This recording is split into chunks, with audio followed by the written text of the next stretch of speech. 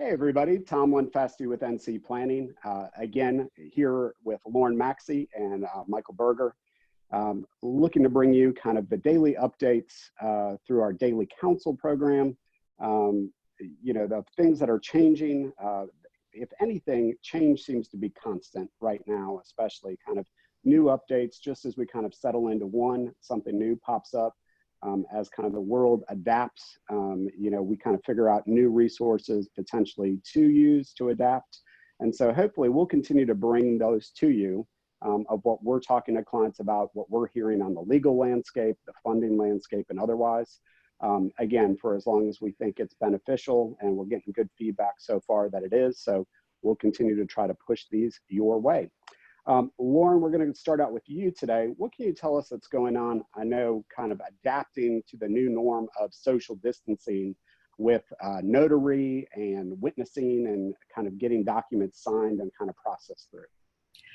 Yeah, happy to discuss. I know in this new world of social distancing, some things that we took for granted no longer are as simple as we once thought they were.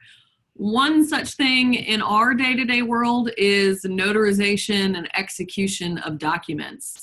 As you can imagine, typically we sit around a table and discuss the documents together and sign them and have them notarized and witnessed, and it's easy and happy. With social distancing, with the stay-at-home order, that has, of course, become a little more complex. So North Carolina currently has what's called an e-notarization statute, and that is a little misleading. So there's a lot of misinformation out there about it of, oh, well, we're an e-notary state. I know we have that. That does not help a whole lot, not in these circumstances. Certain types of transactions it does help with, but it does not help with the current COVID-19 crisis that we're in.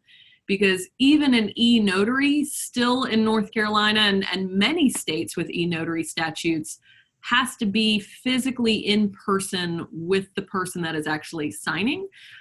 So North Carolina statutes they prohibit the use of cameras, computers, telephones as a means of communicating.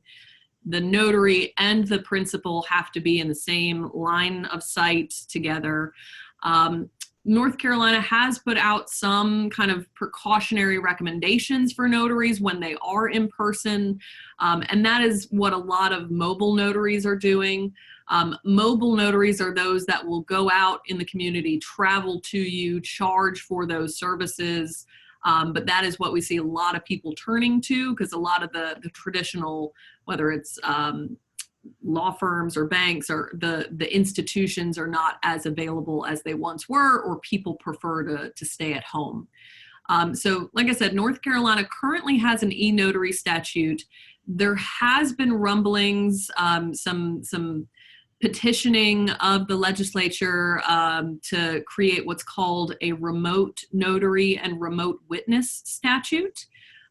Right now, across the nation, only 14 states have this truly implemented, and this was as of January 1st, so the numbers may have gone up slightly.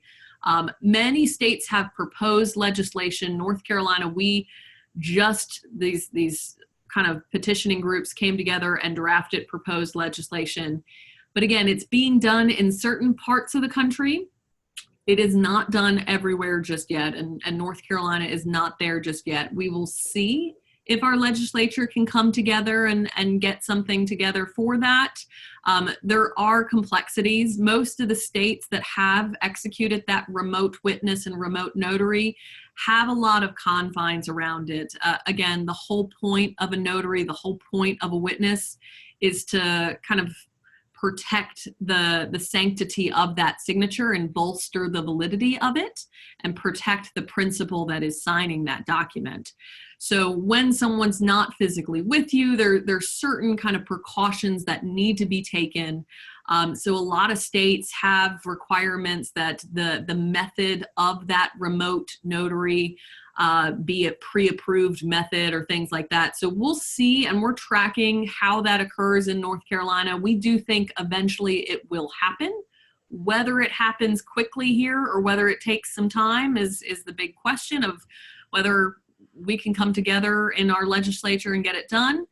I did hear rumblings of, again, trying to follow what people are saying, people petitioning Governor Cooper to take another action. I personally doubt that the governor will do that. That's more of a role for our North Carolina legislature to come together, codify what is appropriate and how we would do that in North Carolina. Again, we're keeping our thumb on that pulse. As soon as anything changes there, we'll let you know. For now, we're doing the best that we can. Again, we're encouraging clients to stay safe, take every precaution that's necessary. On a limited basis, we are doing some signings, but most often it's working with clients remotely, working with a mobile notary, working with witnesses from a safe social distancing. So trying to get things done, keep people in that safe space, but taking care of them at the same time. If you have any questions, you know we're here as a resource. Give us a shout. We want to make sure you're taken care of. That's really what we're talking with a lot of people about, of just how logistically is best to do this. We'll walk you through it piece by piece, but we'll keep you apprised as this develops. Yeah, thanks, Lauren. And I think, you take things for granted, just like getting documents notarized for business transactions, for estate documents, anything else in a normal course. Now, patchworked it together, right? To kind of keep things moving on the estate planning, estate administration, other business side, but it's definitely could be a little bit more seamless. Hopefully the legislature for North Carolina comes out with something post this crisis that really helps us kind of move forward with technology and kind of adapt. Appreciate that. So everyone, of course, it is April 1st, and it just didn't seem like there was any particular April Fool's joke that really fit at this moment. So humor is important.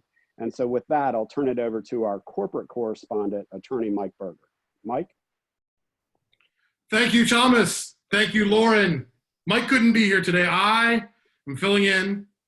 Captain CARES Act, here to bring you the latest development with legislation.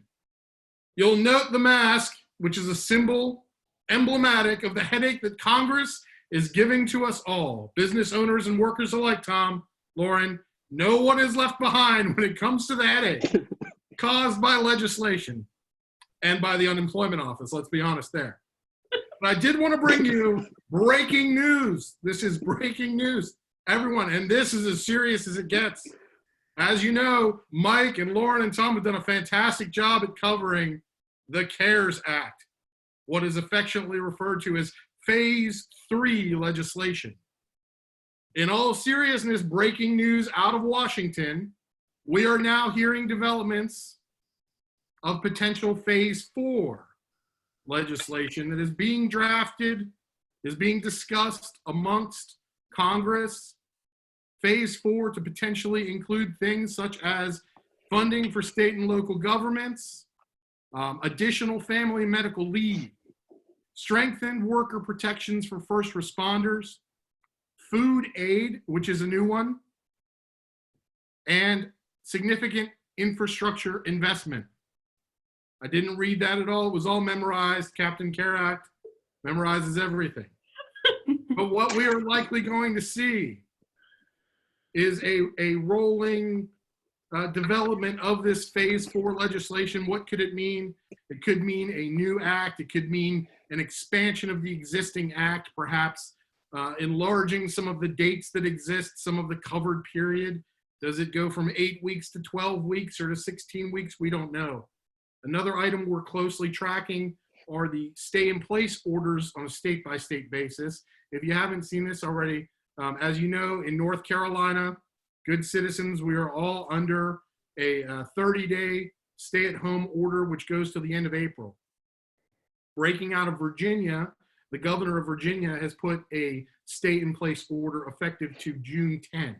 So when you start to couple these factors of other states stretching the stay-at-home order, discussion of Phase 4 legislation, we feel that there could be around the corner developments to new expanded legislation, possible additional loan assistance, possible other forms of assistance. We're going to keep track of this. Captain CARES Act will be here from time to time to provide updates. Until then, Tom, Lauren, I send it back to you. Thank you. Thank you. And the best way I can put that is as we kind of shared, we've been pushing pretty hard and fast this last couple weeks. We know all of you have as well. Mike may have broken, but hopefully we'll get him back. But in all seriousness, humor is important. And even though April Fools, maybe there's not a lot of good jokes to play on April Fools, a little bit of humor hopefully goes a long way in these times. So we appreciate Captain Caract and everything that he has done to bring it forward. We will continue, hopefully with some humor, with some other good knowledge and resource, but we'll continue to provide these. Again, if you have questions, we're a phone call, email away. Thanks. Oh, hey, Mike. Hey guys, sorry, back. I'm late. I was on a call. I hope everything went fine. I sent out an email to a listserv to see if anybody could step in for me. I don't know if it worked or not, but You look a little red. You look a little red. I ran because I was running just now. Happy April Fool's Day to everybody in all seriousness. Don't forget to laugh. It's important more now than ever. That's right. I think, being quarantined and being held up in certain places will get to everybody, but laughter definitely, is helpful to heal the soul. So thank you, Mike. Thank you, Lauren. With that, we'll kind of close today. Definitely more to come tomorrow. Everybody looking at Caract Phase 3, it looks like everything is going to go live with the banks on Friday. So if you haven't gotten your ducks in a row on that or don't know where your ducks are, give us a call. We can definitely help you do that. Thanks for everybody for watching. Mike, Lauren, we'll talk to you guys tomorrow.